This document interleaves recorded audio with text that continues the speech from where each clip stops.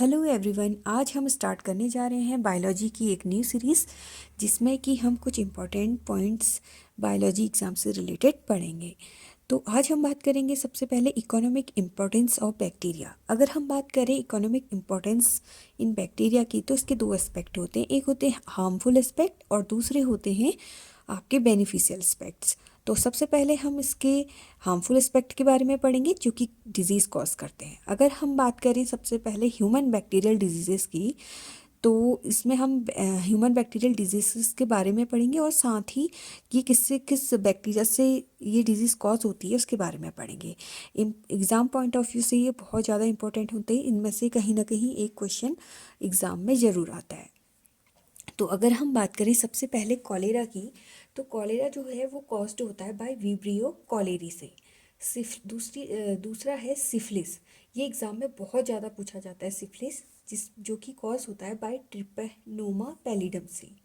तीसरा होता है ट्यूबरकुलोसिस, जो कि माइकोबैक्टीरियम ट्यूबरकुलोसिस से होता है। अगर हम बात करें टीबी टेस्ट की, तो इसमें एक मॉन्टेक्स टेस्ट कराया जाता है।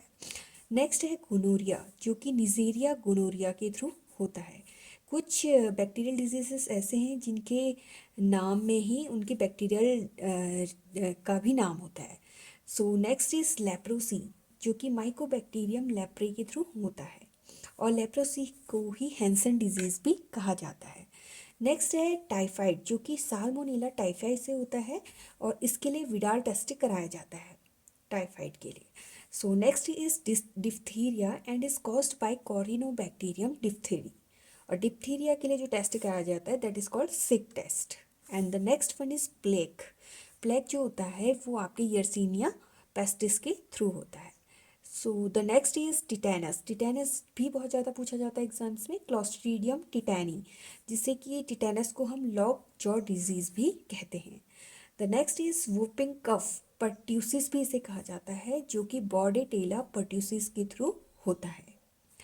नेक्स्ट इज फूड पॉइजनिंग, ये भी बहुत ज़्यादा पूछा जाता है, बॉट्यूलिज्म भी हम इसे जिसे कहते हैं, and that is caused by a bacteria clostridium botulism. And the next one is bacterial dysentery, that is caused by Shigella dysentery. And the next is typhus fever, which is caused by Rickettsia typhi. And the next one is Lyme disease, that is caused by Borrelia burgdorferi. And next one is Rocky Mountain disease, which is caused by Rickettsia. And the last one is relapsing fever, Borrelia recurrentis के through होता है। तो ये कुछ important human bacterial diseases थे जो कि हमारे एग्ज़ाम में पूछे जाते हैं, और इन डिजीज़ेस के बारे में पढ़ना बहुत ज़्यादा इम्पोर्टेंट है।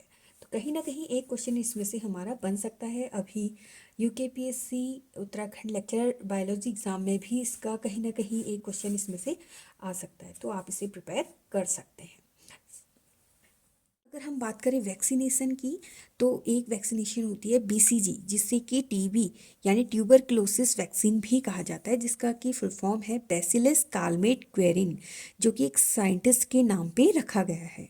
The next one is DPT, जो कि ट्रिपल वैक्सीन भी कहलाता है, और अगर हम इसकी फुल फॉर्म की बात करें तो डिप्थीरिया पर्ट्यूसिस टिटनेस, इन तीनों के लिए एक ही वैक्सीन बनाया गया है, जो कि हम सभी जानते हैं बच्चों को लगाया जाता है। बीसीजी तो बच्चे को पैदा होते ही उसे लगा दिया जाता है, तो that is called triple vaccine.